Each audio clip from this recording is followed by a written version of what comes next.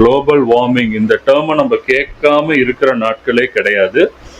கிட்டத்தட்ட ஒரு சர்வே எடுத்ததுல பாத்தீங்கன்னா சென்னை டு கன்னியாகுமரி கிட்டத்தட்ட 1000 கிலோமீட்டருக்கு வந்து கடல் வந்து கரையை வந்து அரிச்செடுத்து டோட்டலா சாயில் எரோஷன் நடந்து கரையே வந்து 1000 கிலோமீட்டருக்கு காணாம போயிருக்கு.